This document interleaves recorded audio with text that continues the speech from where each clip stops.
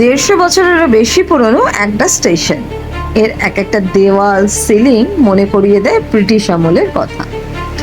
এই নিদর্শন আমাদের ভারতের নর্দার্ন রেলওয়ের একটা পার্ক।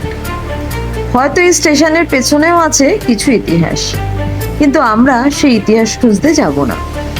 আমরা দেখে নেব সেই সময়কার আর্কিটেকচার, যা আজও ভীষণভাবে শক্তপোক্ত ও অক্ষত। দিল্লি থেকে মাত্র 24 কিলোমিটার দূরে অবস্থিত এই স্টেশনের নাম গাজিয়াবাদ। গাজিয়াবাদ স্টেশনে দাঁড়িয়ে আছি এই সময়। আর গাজিয়াবাদ স্টেশনটা দিল্লির খুব কাছাকাছি। এটা নর্দার্ন রেলওয়ের একটা পার্ট। এই স্টেশনটা দিয়ে মোটামুটি দিল্লি থেকে সব ট্রেনই পাস করে। এখান দিয়ে নেতাজি কালকা যেটা সেটা পাস করে, নেতাজি এক্সপ্রেস যেটা আর কি, ওটা পাস করে। তাছাড়াও নেই, দিল্লি থেকে অনেক ট্রেন যায় এদিক দিয়ে। তো এই স্টেশনটার বিশেষত্ব যেটা দেখলাম সেটা হচ্ছে এই স্টেশনটা 150 বছরেরও পুরনো একটা স্টেশন। আর এটা দেখারই মতো একটা স্টেশন, সেই জন্য এই ভিডিওটা তোমাদের সাথে শেয়ার করছি। দেখো, 150 বছর আগে ব্রিটিশরা যখন আমাদের এই স্টেশন বানিয়েছিল তখন কিরকম হতো।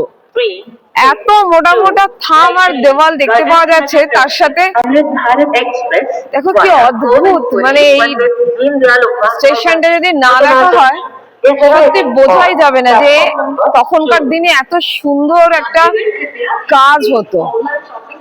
ইঞ্জিনিয়ারিং তখনকার দিনে এত সুন্দর ছিল যে এখনো 150 বছর পরেও এত ভালো রয়েছে, একটু কিচ্ছু হয়নি। এদিকটা দেখো, এক একটা থাম কি কতখানি করে মোটা। আর এই ডিজাইনটা তো ব্রিটিশদের সময় এরা করতোই। এটা আমাদের ব্যারাকপুরেও আছে, আমরা দেখেছি শিয়ালদাতেও আছে। কিন্তু এই যে স্টেশনের এই পাশটা, এবার এইগুলোতে পরপর পরপর এখন ওয়েটিং রুম হয়ে গেছে, আর পিএফ দের রুম হয়ে গেছে, পরপর পরপর সমস্ত রুম হয়ে রয়েছে, ওয়েটিং হল। এবার এই স্টেশনটা এখন রিডেভেলপমেন্ট হচ্ছে। স্টেশনটা সত্যি দেখার মতো। এখন স্টেশনটা একবার পুরো স্টেশনটা দেখাই। প্রথমে দেখলাম আরপিএফ দের ঘর, এবং কিছু কিছু ঘরের অবস্থা খুবই শোচনীয়। এগুলো ব্যবহারও হয় না, দেখেই বোঝা যাচ্ছে বন্ধ করে রেখেছে। অ্যাকচুয়ালি এই প্ল্যাটফর্মটা রিডেভেলপমেন্টের কাজ চলছে অমৃত ভারত স্কিমের আন্ডারে। 364 কোটি টাকা এর জন্য বরাদ্দ করা হয়েছে। কিছু কিছু ঘর এখনো ব্যবহার হয়, দেখা যাচ্ছে। এটা হচ্ছে টিকিট ইন্সপেক্টরদের ঘর, মানে এগুলো ভালো আছে যেহেতু ব্যবহার হয়। এখানেও একটা ঘর আছে, এগুলো ওই পারপাসেই হয়তো ব্যবহার হয়। ওদিকে সব ওয়েটিং হল গুলো আছে। চলো তোমাদের দেখাই। এবার সিঁড়িটা দেখাই এখান দিয়ে। এই যে মাঝখান দিয়ে চলে গেছে সিঁড়িটা, এটা ওভারব্রিজে যাওয়ার জন্য। আর দেখাই যাচ্ছে, দেখো কাজ হচ্ছে এই প্ল্যাটফর্মে, সমস্ত ঘিরে দিয়েছে তার জন্য। এবার সামনে যাই, চলো দেখাই। এই জায়গাটা দেখো, এটা দিয়ে হচ্ছে, এটা যেমন 3 নম্বর প্ল্যাটফর্ম, 3 থেকে 4-এ যাওয়ার জন্য 6খানা প্ল্যাটফর্ম আছে এই স্টেশনে। আর এইটা দাঁড়িয়েছি 3 নম্বর প্ল্যাটফর্মে। শুধু মাঝের জায়গাটা একবার দেখো, পুরো ডিজাইনটা। পেন্টিংটা হয়তো নতুনই করা, কিন্তু ভেতরটা দেখো কি সুন্দর। চলো আমরা ওদিকটা বেরোই। স্টেশনটা সত্যি দেখার মতো আমার দেখে মনে হলো।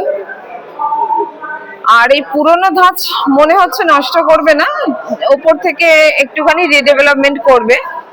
ওপর থেকেই হবে রিডেভেলপমেন্টের কাজটা, যেরকম হচ্ছে সব স্টেশনে আমরা দেখতে পাচ্ছি। মেইন বিল্ডিং নষ্ট করা হচ্ছে না, তার আশপাশগুলো সুন্দর করে রিপেয়ার করে এবং সাজিয়ে তুলে কিছু কিছু অ্যাডভান্স করে দেওয়া হচ্ছে। এটাই হচ্ছে রিডেভেলপমেন্ট, হচ্ছে এইভাবে। এই পাশটা পেছন দিক অ্যাকচুয়ালি। তো চলো আমরা আবার ওই দিকে চলে যাব, সামনে থেকে চলে যাব। এপাশেও এরকম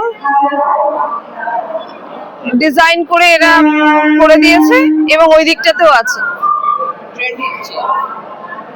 ট্রেন 4-এ ঢুকে গেল নেতাজি এক্সপ্রেস।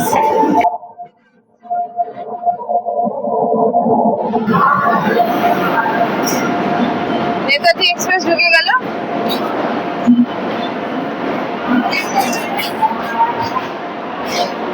তো এই হচ্ছে ওভারঅল,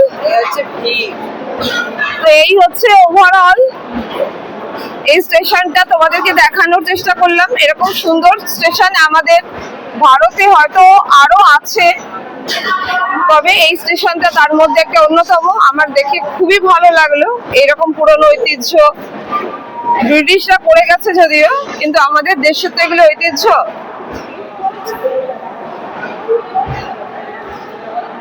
আবার বেরিয়ে যাচ্ছি এখন 3-এর দিকে। আর কি কি আছে দেখবো এই প্ল্যাটফর্মে।